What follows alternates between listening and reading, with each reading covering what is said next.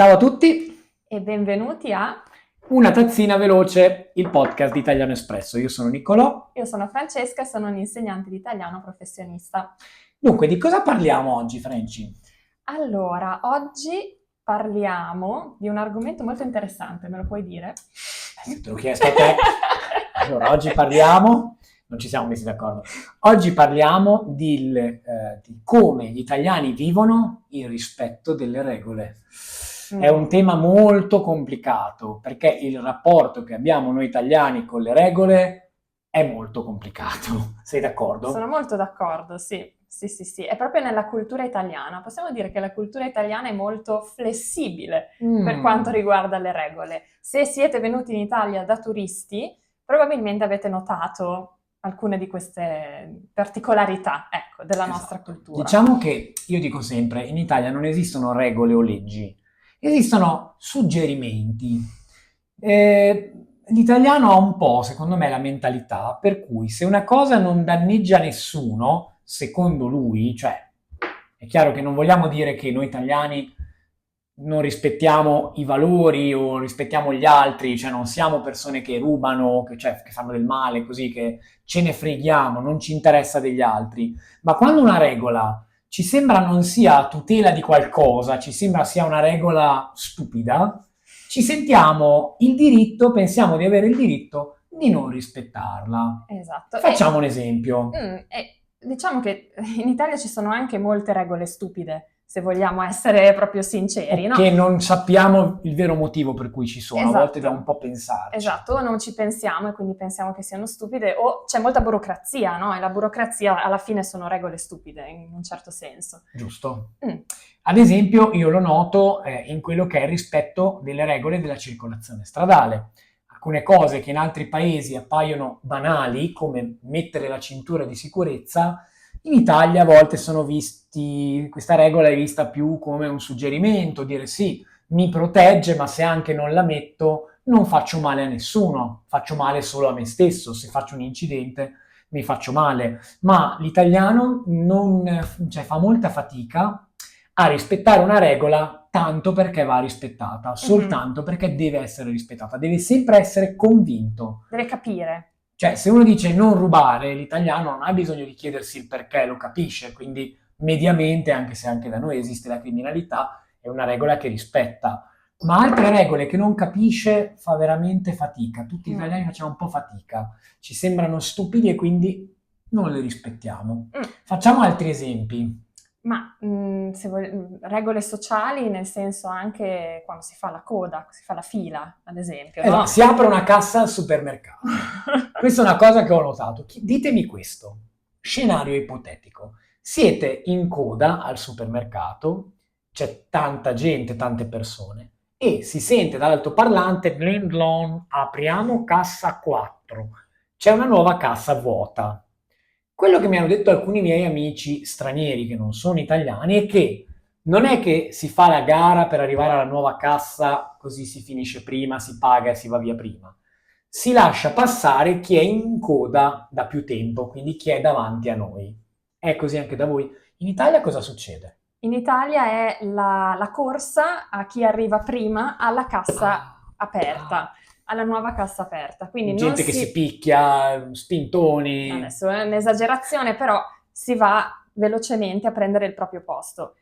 Io spesso lascio passare le persone che erano davanti a me, perché cerco di essere gentile, ma non tutti hanno questa gentilezza nei confronti di tutti. Ma in generale le code e le file in Italia sono il caos più totale. Sì, decisamente. È un mucchio, è un gruppo di persone informe più che una fila. Un'altra cosa che facciamo fatica a rispettare, secondo me, sono ad esempio i divieti di non attraversare. Facciamo un esempio, siamo stati recentemente al mare, io e Francesca, e ci siamo trovati in un pezzo di spiaggia che era chiusa, non si poteva attraversare perché c'era pericolo che cadessero delle pietre e c'era un cartello che diceva che non si poteva attraversare. Quel cartello era completamente ignorato, cioè attraversavano tutti. È una cosa che noi italiani a volte, quando c'è un cartello di pericolo che dice non fare questo perché è pericoloso, a volte ci sentiamo più furbi, diciamo, ma figurati, lo mettono perché devono metterlo, ma io non lo rispetto. Questa è una Mm. cosa che mi dispiace, perché Sì, vedere proprio il cartello lì e attraversare così senza preoccuparsi sì, non è bello. sì. È anche vero che le regole sono le regole, no? E quindi bisognerebbe rispettarle perché sono regole. Però, Sì, esatto, però speraci. l'italiano ha sempre una scusa, ha sempre, o meglio, non una scusa, ha sempre qualcosa di peggio che avrebbe potuto fare. Se infrange una regola Mm. e gli viene detto no, guarda, questa regola va rispettata, quindi ci sono delle conseguenze, l'italiano ti dirà, ma questo è peggio. Ma non è che ho attraversato la spiaggia, ma non è che ho tirato delle pietre. Poi se trovi uno che tira delle pietre, ma non è che ho sparato con un cannone, cioè c'è sempre qualcosa di peggio. Cioè noi italiani dobbiamo sempre giustificarci, non siamo mai, ecco, secondo me facciamo molta fatica a dire ho sbagliato. Mhm. E soprattutto ancora più fatica a dire l'ho fatto apposta, Mm. perché ci giustifichi, no, non l'ho fatto apposta, ma non è vero, cioè il cartello era perfettamente visibile, quindi abbiamo deciso di infrangere le regole, ma non lo vogliamo ammettere. C'è un altro cartello che riguarda la strada, che secondo me non rispettiamo mai. Qual è Quale? secondo te? Il divieto di Sosta. il Ah. divieto di sosta. Cioè, se c'è scritto che in un certo luogo non si può parcheggiare. E vedete i parcheggi come sono nelle grandi città italiane, no? Gente parcheggiata dappertutto, dove c'è uno spazio, anche se non si può, si Esatto, perché parcheggia. anche lì si pensa che se non dà fastidio a nessuno, se non impedisce a qualcuno di uscire, allora posso farlo. Cioè io ho visto tante persone parcheggiare sotto al cartello con scritto divieto di parcheggio. Proprio scendere dalla macchina, no? Col cartello davanti. Quindi, come dicevo prima, lo si fa volontariamente. Ma se quella persona, qualcuno gli avesse detto guarda che non puoi parcheggiare lì, si sarebbe giustificata dicendo ma non dà fastidio a nessuno, ma arrivo subito, ma guarda che ci sono quelli che guidano e sono ubriachi. Cosa c'entra? Cioè, si fa veramente fatica ad ammettere lo sbaglio. Noi, io e Francesca siamo un po' italiani atipici. Siamo un po' forse anche troppo attenti alle regole, in un Mm, paese in cui le regole vengono interpretate così. mm, Cerchiamo di rispettarle, cioè quando sì. possibile ci sentiamo in colpa se non lo facciamo e quindi cerchiamo di essere bravi, Mm, no? sì, esatto, cerchiamo di essere onesti. E farlo in un paese in cui nessuno rispetta, ad esempio io parcheggio sempre la macchina lontanissimo, perché non voglio mai parcheggiare dove non si può. E quindi mentre sono lì che cammino con Francesca, con le borse della spesa faticosamente, vedo qualcuno che ha parcheggiato di fianco a dove deve andare, dove devo andare anche io magari, perché semplicemente ha parcheggiato in divieto di sosta, dove non si può parcheggiare. E io dico sempre, allora lui è più furbo, È più è intelligente più di me. intelligente di me, o forse Sì. semplicemente lui non segue le regole che io Sì, vedi seguo. sempre comunque se tu decidi di rispettare le regole, vedi sempre comunque persone che non le rispettano e può essere un po' frustrante e dopo un po' ti può anche portare a dire ok, allora anche io, no? E non tutti fanno questo ragionamento, però se devo dire che io ho sempre attraversato la strada sulle strisce pedonali, Un po' di non è vero, jaywalking, è non vero, è è vero. vero. Un'altra cosa, secondo me, che fa capire molto la mentalità italiana, mi dispiace dirlo, sto generalizzando, è quando si può approfittare di qualcosa. Mm, Facciamo un esempio, io ho visto un video molto bello, faceva vedere un paese, penso del nord Europa, in cui si erano rotti i tornelli della metropolitana, quindi si mm. riusciva a entrare nella metropolitana senza pagare il biglietto. Le persone lasciavano le monete, il corrispondente in moneta del prezzo del biglietto, appoggiati sopra l'ingresso, come dire, non riesco a pagare, non riesco a mettere il biglietto, allora metto i soldi. Cosa sarebbe successo in Italia? Sarebbe stata una fiera, sarebbe stato un casino, un Tutti a prendere la casino. metropolitana gratis. Pensa che c'era stato un episodio in cui una pompa di benzina stava erogando carburante gratis perché si era rotta, quindi usciva la benzina. Si è formata una colonna chilometrica di persone che hanno fatto il pieno. Mm. Sai cosa è successo a queste persone però? Mm. Che sono state denunciate perché dalle telecamere si vedeva la targa di queste macchine Mhm. e quindi poi la polizia li ha Ci denunciati. sono Sono andati a conseguenze. processo perché l'italiano dice non è colpa mia se non funziona la pompa di benzina, cioè io non me ne sto approfittando, non è un problema mio. Mm. E questo secondo me non è un atteggiamento molto Sì, onesto. diciamo che noi italiani siamo maestri nel trovare i cavilli, no? Le eccezioni alla regola. Proprio quella cosa che ti fa bypassare la regola in modo da fare le cose come vuoi farle tu e Giusto. non come si dovrebbero fare.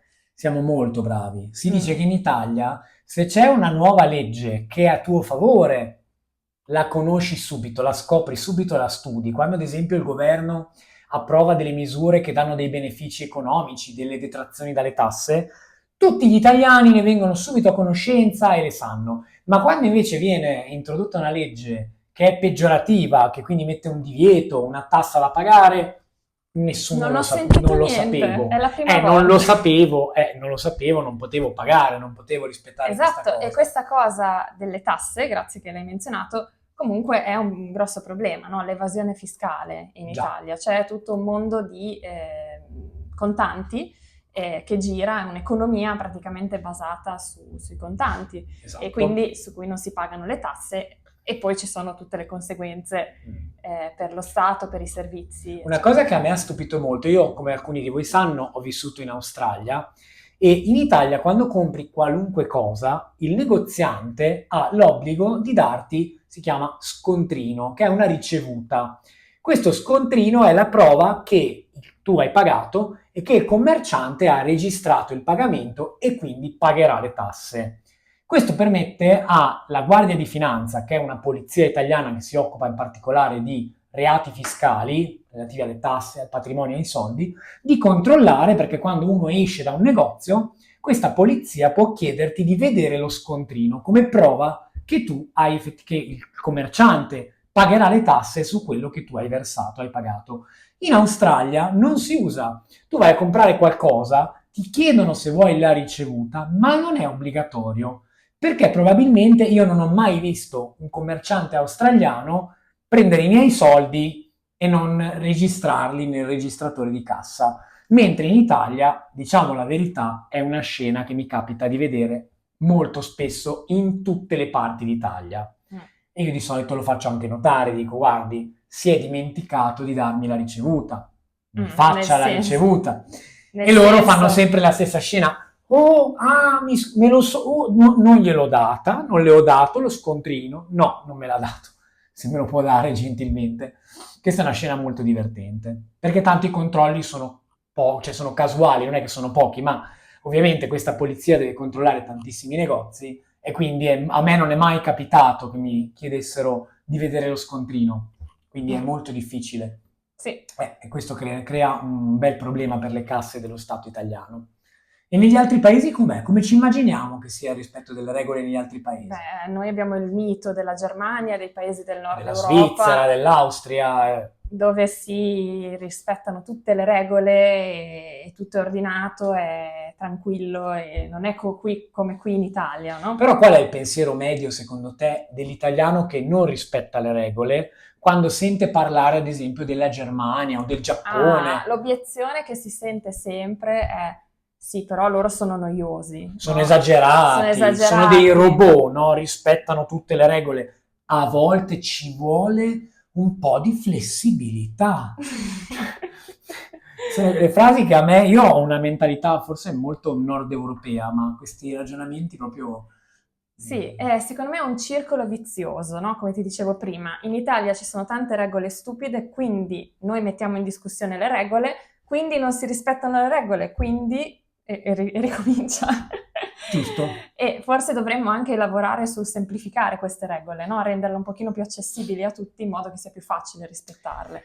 Sì, però a volte non tutte le regole si possono spiegare. Ecco. Certo. Forse all'estero sono più bravi a dire se c'è una regola ci sarà un motivo e io nel dubbio la rispetto, cosa che in Italia non succede quasi mai. Esatto. Bene, abbiamo parlato di regole e come sapete anche nella lingua italiana ci sono moltissime regole grammaticali da imparare. Non rispettiamo neanche quelle di solito soprattutto italiani. Niccolò.